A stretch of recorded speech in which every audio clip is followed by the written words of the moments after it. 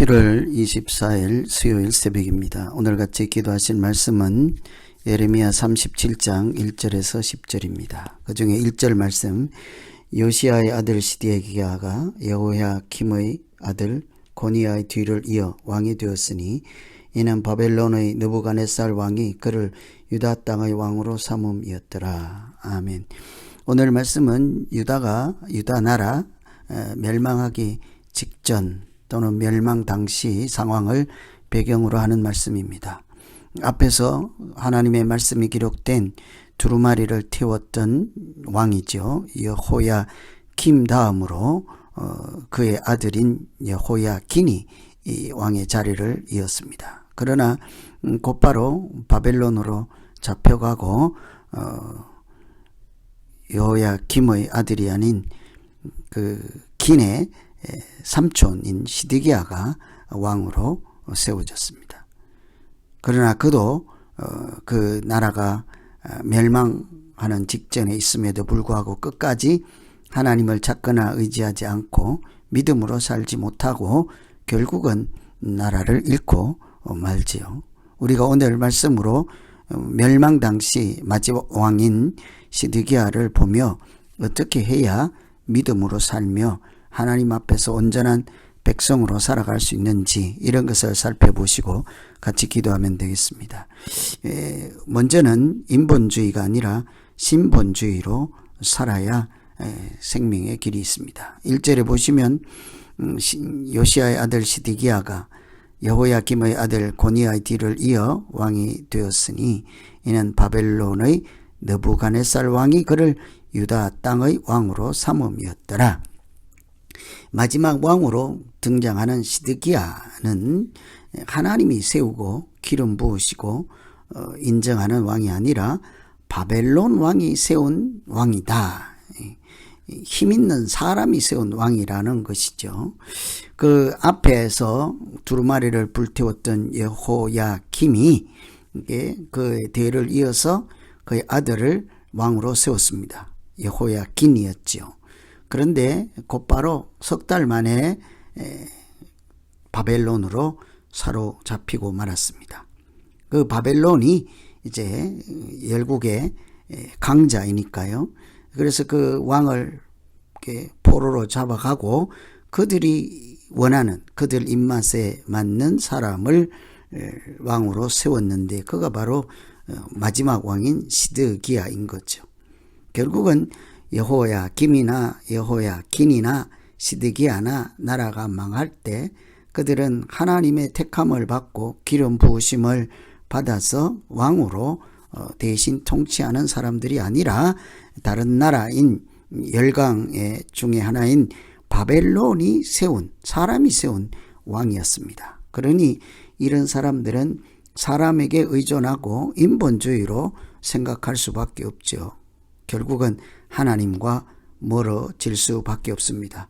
그러나 그 나라를 평화롭게 하고 또 통치가 아름답게 하는 왕들 보면 다윗 왕처럼 다 하나님이 기름 부으시고 하나님이 인도하시고 함께 하시고 지켜주시는 그런 하나님이 세운 왕들이었죠. 그때는 나라가 강하고 평안을 누리고 은혜 가운데 머물 수 있지 않습니까? 이런 것은 왕은 하나님의 통치를 대리하는 자이기 때문이에요. 사실은 왕들뿐만 아니라 우리도 마찬가지인 것입니다. 하나님의 통치를 위해서 손과 발이 되는 부름받은 자들이요 사명을 맡은 자들이지 않습니까? 하나님은 우리에게 태초부터 생육하고 번성하고 충만하라 복만 누리라 그러지 않습니다. 정복하고 다스리라 하나님이 주시는 사명자로서 살라 하시고 하나님께서 우리를 이렇게 하나님의 일에 이렇게 맡은 자가 되게 하신 줄로 믿습니다. 하나님이 세운 거룩한 사람으로 살아가는 것 그것이 믿음의 본질이죠. 그러니 구할 것, 찾아야 할 것, 의지할 것 하나님밖에 없지 않겠습니까? 그래서 우리가 오늘 마지막 왕들이 사람에 의하여 세워지고 패하여지고 또 하나님을 찾지 아니하고 다른 나라 힘에 의존하는 이런 것들을 보며 믿음 생활이 우리 가운데 인본주의 사람 위주가 아닌 하나님 중심으로 믿음 생활하는 모두 되기를 기원합니다. 그렇게 하나님 위주로 살아가는 믿음의 특징들 중에 하나는 오늘 말씀과 관련 있는 것은 기도를 다른 사람에게 부탁하는 것이 아니라 자기가 하나님 앞에 무릎 꿇는 거죠. 3절에 보시면 시드기야 왕이 셀레마의 아들 여호갈과 마아세야의 아들 제사장 스바냐를 선지자 예레미야에게 보내 청하되 너는 우리를 위하여 우리 하나님 여호와께 기도하라. 여기 특징이 뭡니까? 왕이 예레미야에게 청하였다. 우리를 위해 기도하라. 이 왕은 시드기야 왕은 기도를 부탁하였습니다. 예레미야에게. 여러분, 가장 좋은 기도는 부탁만, 다른 사람에게 기도 부탁을 하는 것이 아니라 내가 하는 기도입니다.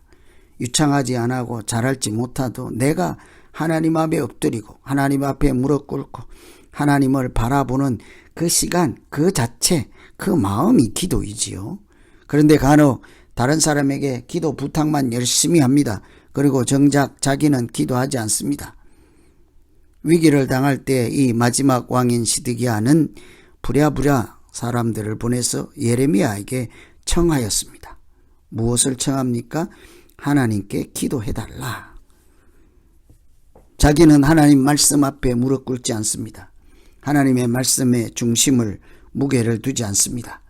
그리고 다른 사람에게 기도하라 합니다. 자기가 하나님 앞에 나아가지 않는 그런 믿음 없음이죠.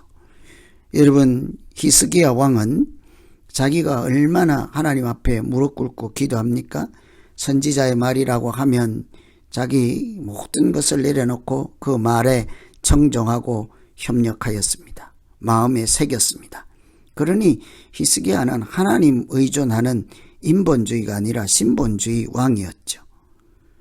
세상 사람들, 특히 시드기야는 다른 나라에서 원병이 온다 하는 것을 보고 기뻐했지만 히스기야는 하나님만 의지하였던 왕이죠. 이렇게 참 믿음 있는 사람과 인본주의로 자기 중심으로 살아가는 사람이 다르죠. 특히 기도하는 모습이 다른 것입니다. 사람들에게 기도 부탁할 것이 아니라 내가 하나님 앞에 기도하는 것이 얼마나 중요한지 몰라요. 기도는 하나님과 연결되는 것이고 호흡하는 거잖아요. 영혼의 호흡입니다. 다른 사람에게 내 호흡을 대신 쉬어달라 하면 그것이 어떤 효력이 있습니까? 그것이 도움이 되겠습니까? 물론 도움이 되겠습니다만 다른 사람에게 내 생명의 호흡을 대신 쉬어달라 하고 자기가 숨쉬지 않는다면 한계가 있는 것이죠. 여러분, 우리가 호흡을 쉬지 못할 때 기계에 의존해서 기계가 대신 쉬어주는 그런 호흡은 한계가 있지 않습니까? 자기가 숨쉬고 하나님 앞에 나아가고 영혼의 호흡을 하고 하나님과 연결되고 소통과 교통이 될 때 영적으로 그 사람은 살아있다고 말할 수 있는 거죠. 그래서 마지막 왕인 시드기야를 보며 끝까지 다른 나라들을 의지하고 그 자신도 나라, 사람이 세운 왕으로서 살아가고 아직도 하나님께 무릎 꿇고 항복하고 전적으로 의존하지 못하는 이런 모습을 보며 믿음으로 사는 것이 무엇일까를 우리가 고민하지 않을 수가 없습니다.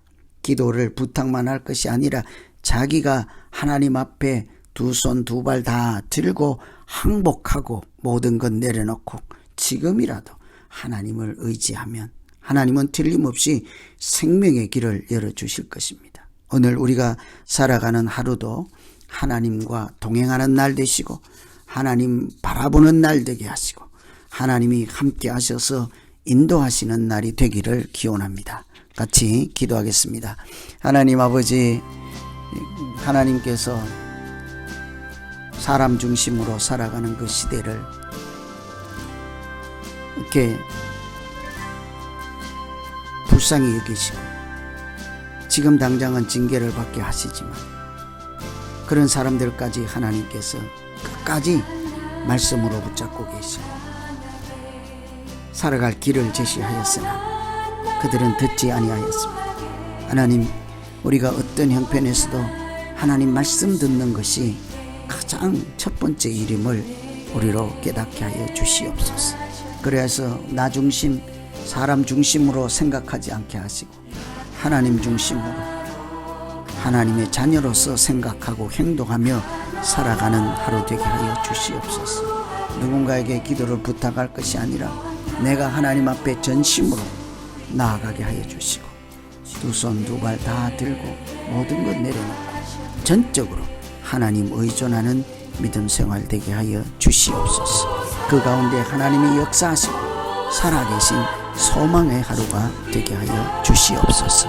예수님 이름으로 기도하옵나이다. 아멘.